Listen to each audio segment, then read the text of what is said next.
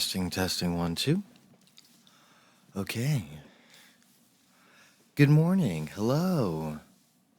Hi. Hello. How are you? Good morning. Hello.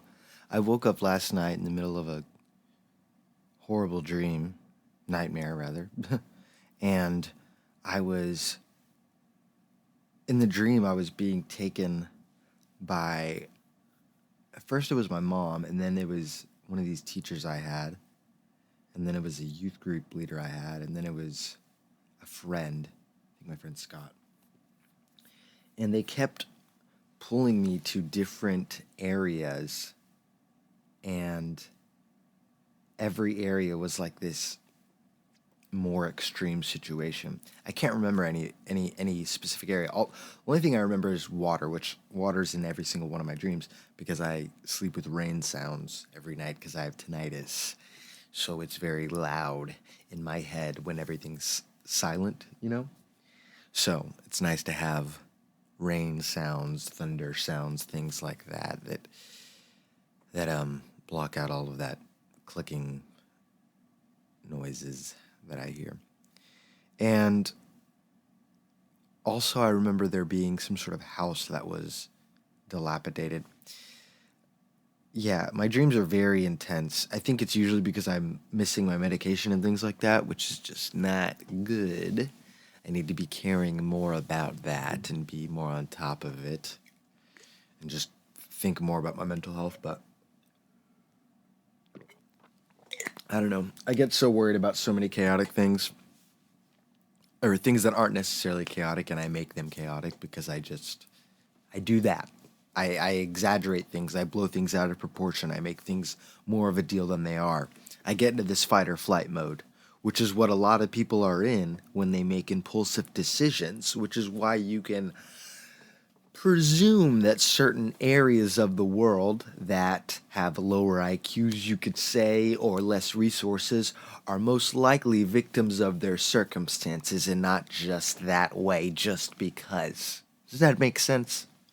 People are oftentimes, relative to their circumstances, victims to their circumstances, and we have to judge that accordingly rather than being so harsh when it comes to the perception of other people based off of our small perspective. Does that make sense? I'm trying to do this, okay? I'm trying so difficultly. That's not a word, but today it is. All right? Okay? I feel that with a lot of things going on right now, and this could be why my dreams are so intense, if I'm being honest. There's so much, I hate using this word, but division. There's just so much intensity from so many different sides of people right now, and there's not a lot of understanding that happens. Everything has to be my way or the fucking highway. And I get the passion. I understand that. But I wish that a lot of people would like take a step back and look at things from a grander perspective.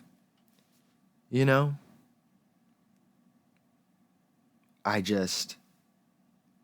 feel that people are not giving each other enough room to grow, if that makes sense. And I think that in the midst of the deterioration of a social construct, new social constructs are being created, which is kind of necessary, but at the same time, if you think about it, it's just a replacement.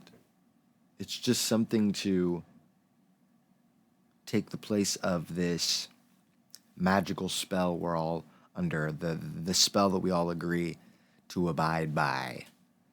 And it's getting old. The patterns, it feels like everything is just a version of this other thing, rather than just accepting that none of it is really constant. It's just used for us to be able to adapt to how we're existing right now. The nuclear family, families in general, the way that they are structured, to our understanding, has a lot to do with survival. right? You want to make sure that these families stay together. You want to make sure that they're having a lot of kids, all of these things, right? But I don't think that the nuclear family is this objective pattern of reality that you have to abide by. I think that if reality were that objective, if there were these rules laid in reality, then I don't think it would even be physically possible for, let's say, two people of the same sex to be in love with each other. I just don't, unless the creator of the universe planned to have this little mess up. I don't, I think that God or whatever that is, if they made people to be gay, then they made people to be gay. And that's on them, not the people.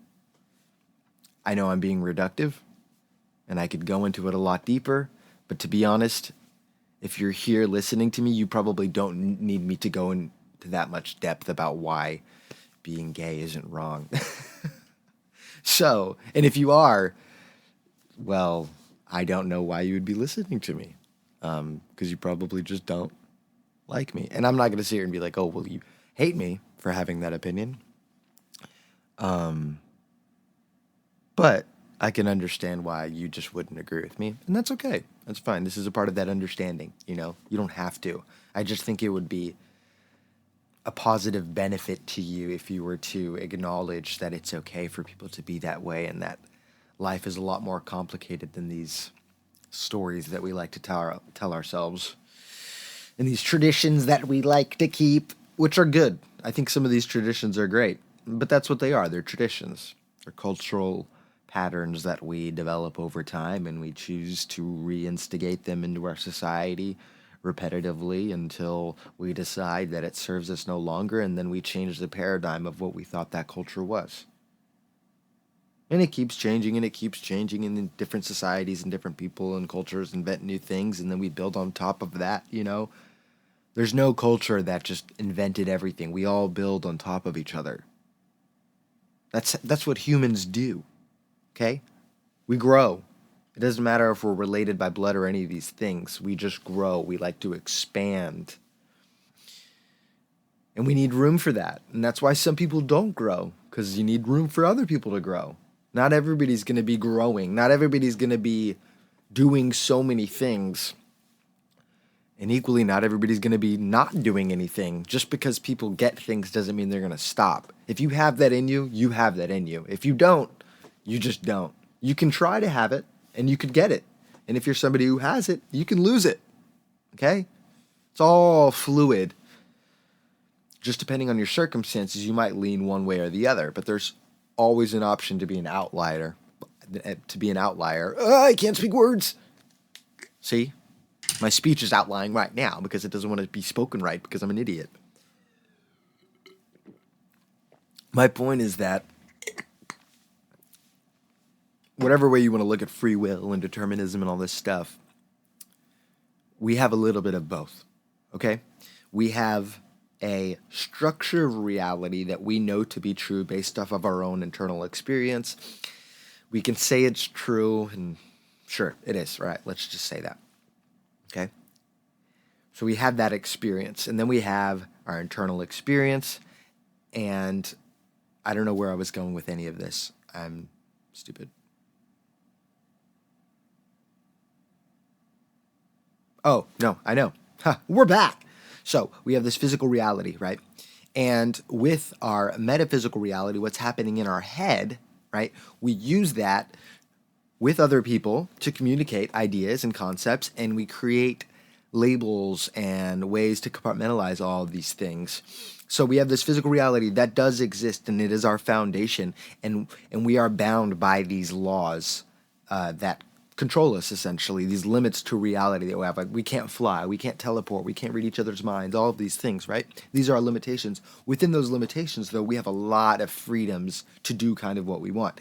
In a way, the fact that we can't read each other's minds is an ultimate freedom. I don't know if we would want people to be psychic. I don't know if I want people in my mind like that. Okay? So, knowing this, knowing that we have this foundational base to work from that is unchanging, and then above that we have our ability to make certain decisions within that. Okay, what do? You figure out, all right, if I can't move here, but I can move here, how many ways can I move on this little chessboard of existence? And that's when things start to get really fun. But if you have a physical foundation that you don't agree with, or that you try to betray and you try to go against, you're going to experience tension. And then if you create some sort of objective reality out of that metaphysical space in your head, you're going to create tension. You have to leave that fluid, or at least an understanding of it to be fluid, while using certain terms and certain maybe spiritual practices throughout your life to create a map to that, but knowing that that's all it is. It's just labels for you to tap into that part of yourself a little bit more easily. And it works for you based off of certain circumstances. For people that are Christian, it's usually because they grew up in a Christian environment, right?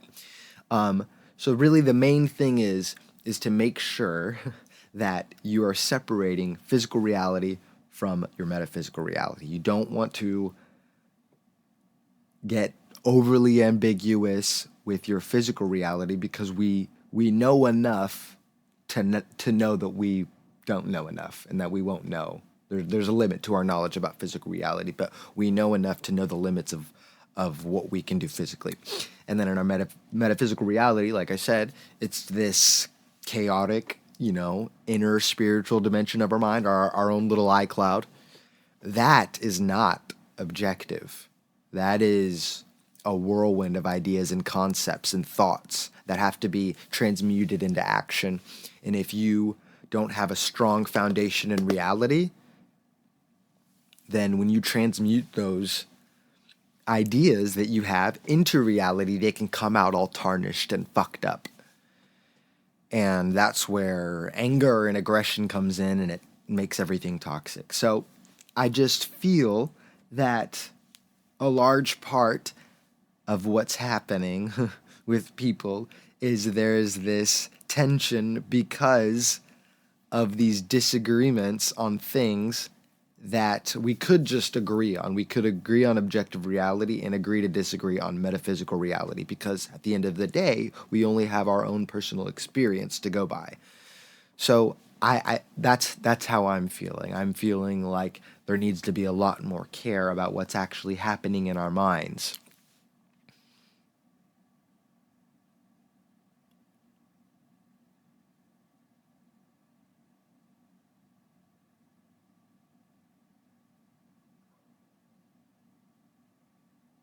I don't know if any of that made sense, and I'm sorry if I rant a lot. I'm not doing this because I think I'm intelligent. I know that I'm not intelligent. What I'm trying to do is create something that I can consistently pick apart my brain to better articulate myself. Sorry about that. I want to be able to express myself better. I want to be able to execute thoughts that I have into physical reality more appropriately and at the better times and with more intention. And thank you for watching if you are. I know that it's not very entertaining yet. Hopefully I can make it a little bit better. But right now, if this isn't your cup of tea, don't worry about it. You don't gotta watch this. But if you like it, if you like this kind of just flowy thing, then continue to watch and tell your friends. Thank you for being here. I don't know what else to say. I'm gonna go have a relatively normal morning. All right, goodbye now.